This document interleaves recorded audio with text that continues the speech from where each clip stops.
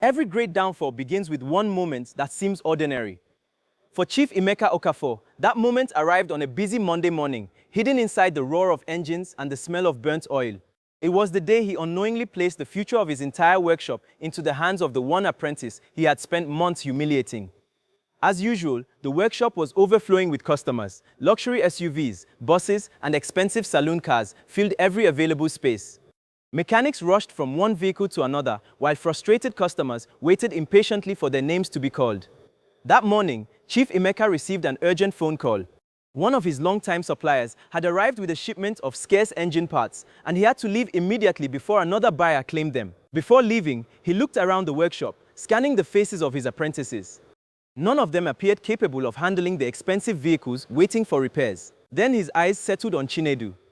Without realizing it, the apprentice he trusted the least had become the one he depended on the most. Chief Emeka gave a few brief instructions before driving away, warning everyone that no one should touch the luxury SUV parked near the entrance until he returned. The apprentices nodded. But as the hours passed, the owner of the black Toyota Land Cruiser Prado became increasingly impatient. He had an important business meeting in Enugu that afternoon and could no longer afford to wait. The other apprentices stared at the vehicle nervously. None of them wanted to risk damaging such an expensive machine. Then all eyes turned toward Chinedu. He slowly walked toward the SUV. His heartbeat raced. This was the opportunity he had unknowingly prepared for every single day. For months, he had quietly memorized every technique Chief Emeka used. Every unusual sound, every hidden trick, every repair process. This was no longer about courage. It was about whether he had truly learned. Chinedu carefully opened the bonnet. He listened to the engine. He inspected the wiring. He checked the sensors one after another. Without asking anyone for help, he began working. The other apprentices stopped what they were doing. Some shook their heads, convinced he was about to destroy the vehicle. Others whispered that Chief Emeka would chase him away the moment he returned. Minutes turned into nearly 2 hours. The workshop became unusually quiet. Even passing customers slowed down to watch. Finally, Chinedu tightened the last bolt, cleaned his hands with an old rag, and gently turned the ignition key. The engine came alive instantly. Smooth, silent, perfect. For several seconds, nobody spoke. The apprentices looked at one another in disbelief. The vehicle that nobody dared to touch had been repaired by the quiet apprentice everyone underestimated. The owner stepped into the driver's seat and drove around the compound before returning with a wide smile on his face. The problem was completely gone.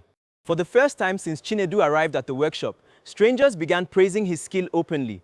The wealthy customer could hardly believe someone so young had repaired the vehicle without supervision. Overwhelmed with gratitude, he reached into his pocket, brought out a thick bundle of naira notes, and handed it directly to Chinedu, in full view of everyone.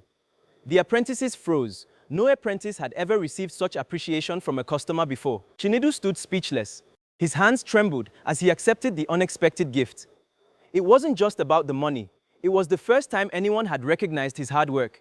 He bowed respectfully, thanked the customer with a grateful smile, and carefully placed the money inside the pocket of his grease-stained overall. As the customer drove away, several apprentices gathered around Chinedu, congratulating him quietly. Some admitted they had doubted him. Others simply stared in amazement.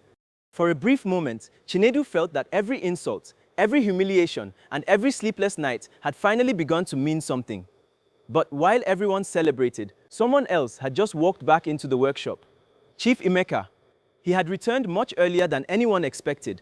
Standing silently near the entrance, he watched from a distance.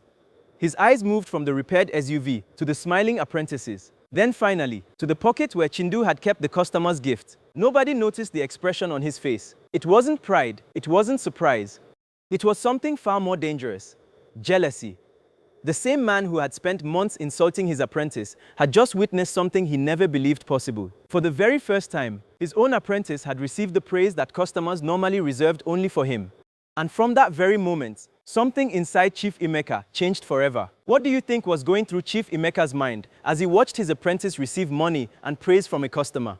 And if you think this episode was shocking, wait until you witness the heartbreaking moment when Chinedu's greatest achievement becomes the reason he loses everything. If you're enjoying this story, like this video, follow for the next episode, and don't forget to share your thoughts in the comments. Episode 3 reveals the betrayal that changed both their lives forever.